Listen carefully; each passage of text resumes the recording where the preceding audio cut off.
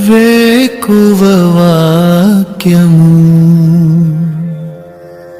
ఇది దైవ వాక్యము. వేకువ వాక్యము ఇది దైవ వాక్యము. వేకువ వాక్యము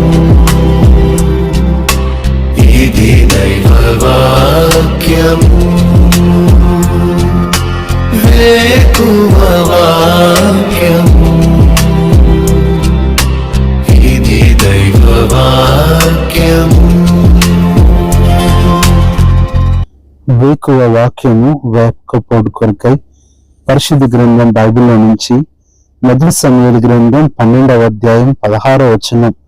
మీరు నిలిచి చూచుచుండగా యెహోవా జరిగించు ఈ గొప్ప కార్యమును కనిపెట్టుడి. యెహోవా జరిగించు ఈ గొప్ప కార్యముని కనిపెట్టుడి. దేవుడు చేయబోయే గొప్ప కార్యాన్ని మీరు చూడటానికి నిలబడండి, మీరే చూస్తారని ప్రవక్త అయిన సమూయేలు ఇశ్రాయేలుకి చెప్తున్నాడు. ఈ ఇశ్రాయేలు ఎలాంటి సందర్భంలో ఉన్నారంటే, మాకు దేవుడొద్దు, మనుషులే రాజుగా కావాలి, మాకు మానవ పరిపాలన కావాలి, ఇది మాకు అవసరం అని సమూయేలుని ఇబ్బంది చెప్తున్నప్పుడు, సమూయేలుని బాధ పెడుతున్నప్పుడు అప్పుడు అంటున్నాడు, మీరు జాగ్రత్తగా వినండి, చూడండి, మీరు దేవుణ్ణి వద్దని రాజును కోరుతూ వచ్చారు, దేవుని సార్వభౌమత్వాన్ని వద్దని చెప్పని మానవ శక్తిని, మానవ బలాన్ని మీరు కోరుతున్నారు. ఇప్పుడు దేవుడు చేయబోయేది ఎలా ఉంటుందో తెలియదు, మీరు చూడండి అంటున్నాడు. నిజమే ప్రియులారా, ఈ దినాల్లో మనము ప్రభువును తిరస్కరిస్తున్నాం, ప్రభువును వద్దంటున్నాం, ప్రభు యొక్క చిత్తాన్ని త్రోసివేస్తున్నాం. ఆ స్థానంలో మనుషులను మనం కూడా రాజుగా నియమిస్తున్నాం, మనుషులను మనం నాయకులుగా నియమిస్తున్నాం, మన జీవితానికి ఆధిపత్యాన్ని మనుషులకు అప్పగిస్తున్నాం. దాన్ని బట్టి మనం పొందే మేలు కన్నా కీడు ఎక్కువ ఉంటుందని, మనం పొందే లాభం కన్నా నష్టం ఎక్కువ జరుగుతుందని అనుభవపూర్వకంగా తెలుసుకొని బాధపడి ఇబ్బంది పడుతున్నాం. అయితే ఈ దినాన ప్రభు చెప్తున్నారు, మీరు నిలబడండి, లోక సంబంధంగా నిలబడొద్దు, మనుషుల పక్షాన మీరు నిలబడొద్దు, మీరు దేవుని పక్షాన ఇప్పటికైనా నిలబడండి అని చెప్తున్నాడు.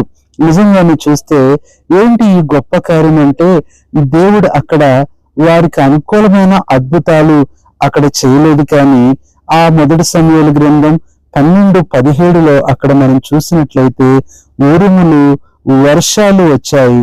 అలాంటి పరిస్థితుల్లో వారు మరలా వేడుకున్నారు, దేవుడు మరలా సహాయం చేస్తూ వచ్చాడు. ఏదేమైనప్పటికీ కూడా ఈ పరిస్థితిని బట్టి మొట్టమొదటిగా ఇశ్రాయేలీయులు దేవుని ప్రవక్త అయిన సమూయేలుకు, దేవునికి భయపడుతూ వచ్చారు. ప్రియ సహోదరుడా, సహోదరి, మన ఆత్మీయ జీవితంలో దేవునికి, సేవకులకు భయపడినంత కాలం మన ఆత్మీయ జీవితం విజయవంతంగా ఉంటుంది, ఆశీర్వాదకరంగా ఉంటుంది.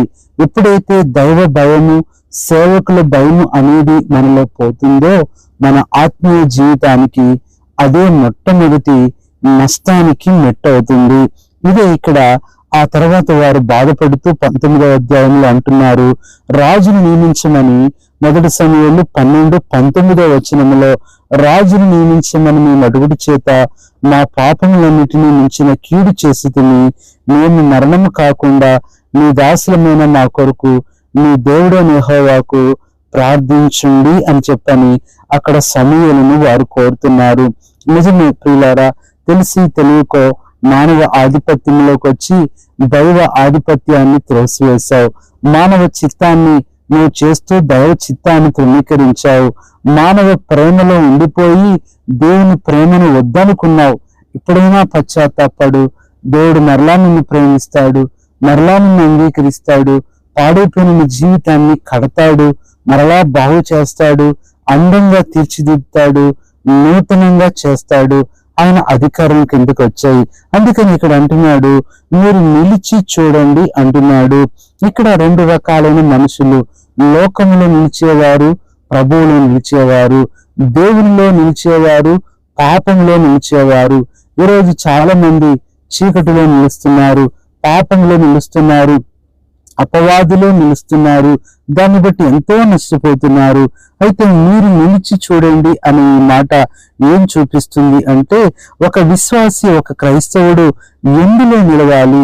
ఈ చివరి దినాల్లో, ఈ భయంకరమైన దినాల్లో మనం ఎలా నిలిచినప్పుడు లోక సంబంధమైన ఆ ఉగ్రతను తప్పించుకుంటాము అంటే, మొట్టమొదటిగా చూస్తే 1 యోహాను 4:16 మధ్యలో మాట, ప్రేమ యందు నిలిచి ఉండేవాడు దేవుని యందు నిలిచి ఉన్నాడు, దేవుడు వాని యందు నిలిచి ఉన్నాడు.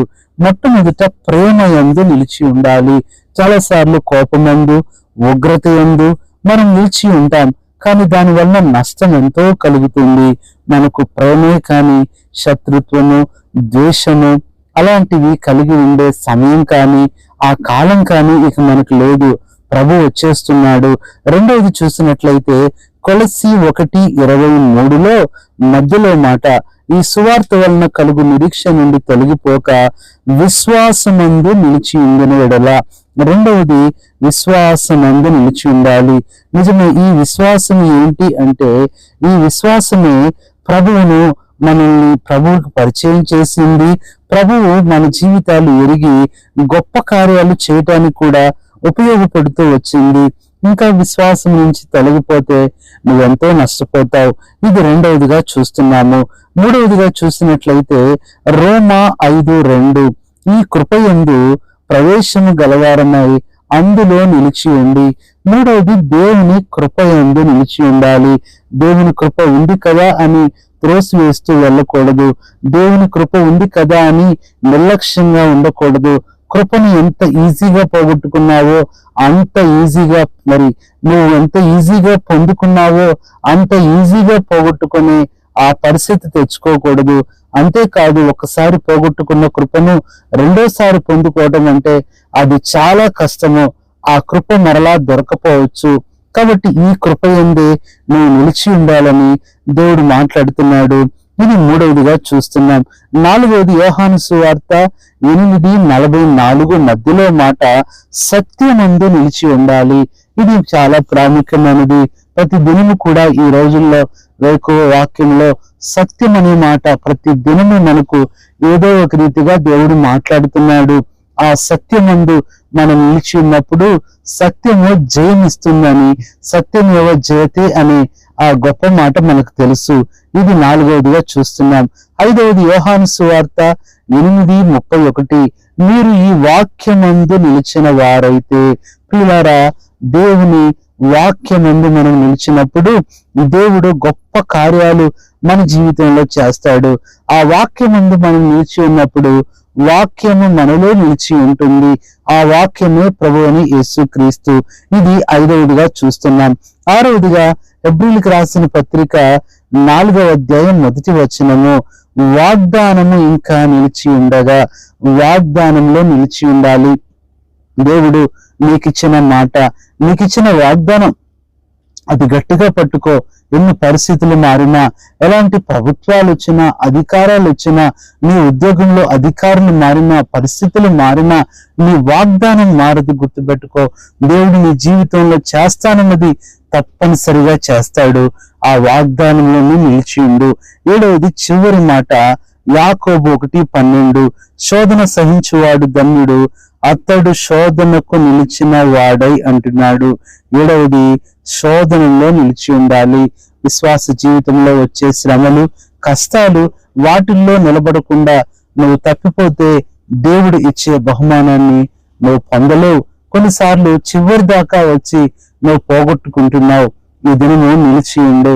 ప్రియ సహోదరి, సహోదరుడా, మీరు ఊరక నిలిచి ఉంటే చాలు అని చెప్తున్న దేవుడు ఇక్కడ కూడా మీరు నిలవండి, నేను చూస్తాను, నేను చూసుకుంటాను అంటున్నాడు.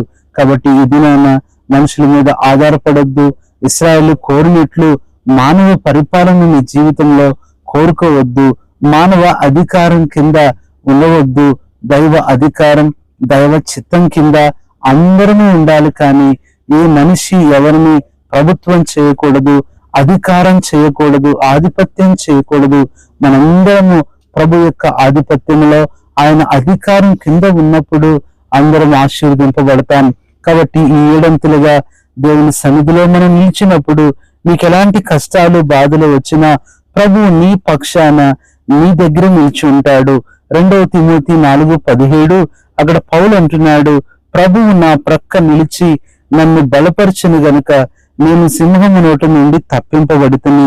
నిజమే, ప్రభువు నీ పక్షాన నిలబడతాడు, నీతో ఉంటాడు. కాబట్టి దేవుని కొరకు నువ్వు నిలబడు. నీకు వస్తున్న ప్రతి పరిస్థితి ఎక్కడా సిగ్గుపడొద్దు. ప్రభు దగ్గరికి రావటానికి, ప్రభువుని చెప్పటానికి, వాక్యం చదవటానికి, ప్రార్థన చేయటానికి నువ్వు దయచేసి సిగ్గుపడొద్దు. ఈ ఆత్మీయతలో నువ్వు నిలిచినప్పుడు ఇప్పుడు కొన్ని నిందలు, అవమానాలు, కష్టాలు వచ్చినా ఒక దినం వస్తుంది, తప్పనిసరిగా ప్రభువు నీ పక్షాన నిలిచి నీకిచ్చే విజయాన్ని ప్రజలందరూ కూడా చూస్తారు. అప్పుడు నీకు దేవుని వలన మెప్పు కలుగుతుంది, ప్రభువుకు మహిమ కలుగుతుంది. కాబట్టి ఇలాగను నిలిచి ఉండి, ఇంతకాలం నిలిచిన నీవు దయచేసి తొలగిపోవద్దు. ఇక కొద్ది కాలం నిలిచి ఉండు. ప్రభువు నీ జీవితంలో గొప్ప కార్యాలు చేస్తాడు. అలాంటి కృప దేవుడు నీకు దయచేయును గాక. పరిశుద్ధుడైన తండ్రి, ప్రభువైన యేసుక్రీస్తు నామములో నీ పాదములకు వందనాలు చెల్లిస్తూ, వివేక వాక్యం ద్వారా మాతో మాట్లాడుతూ వచ్చిన నీ మాటల కొరకే వందనాలు చెల్లించుకుంటున్నాము. ప్రభువా, నీ వాక్యమందు నీలో నీ పక్షాన మేము నిలిచి ఉండాలని మాతో మాట్లాడుతూ వచ్చారు. మీరు నిలిచి అనే ప్రభువా ఆ మాటను ఈరోజు ఉదయకాలం హైలైట్స్ చేస్తూ వచ్చారు. ప్రభువా, నిజంగా మేము నిలిచినప్పుడు మా పక్షాన నీవు నిలిచే దేవుడు అని ప్రభువా మీరు మాట్లాడుతూ వచ్చినందుకై స్తోత్రములు చెల్లించుకుంటున్నాం.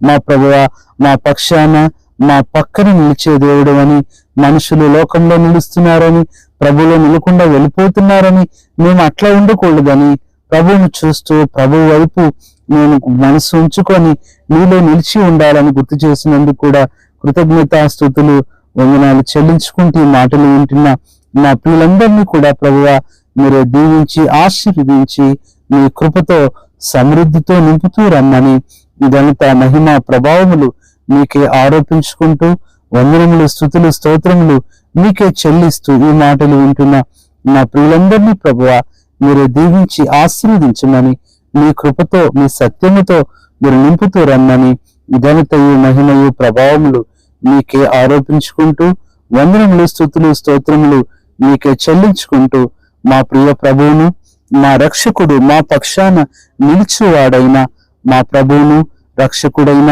యేసుక్రీస్తు నామములోనే హృదయపూర్వక వందనాలు కృతజ్ఞతాస్తుతులతో ప్రార్థిస్తున్నాము తండ్రి.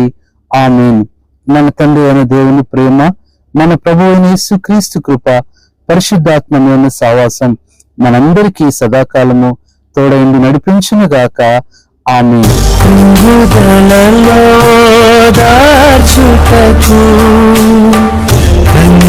కన్నీటినంతటిని తుడుచుటకు దినమంతా సిద్ధపరచుటకు దైవ చిత్తం గ్రహించుటకు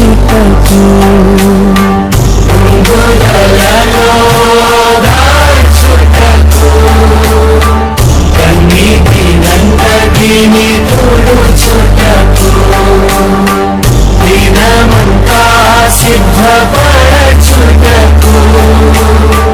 దైవ చిత్తం గ్రహించుటకు వేకువ వాక్యము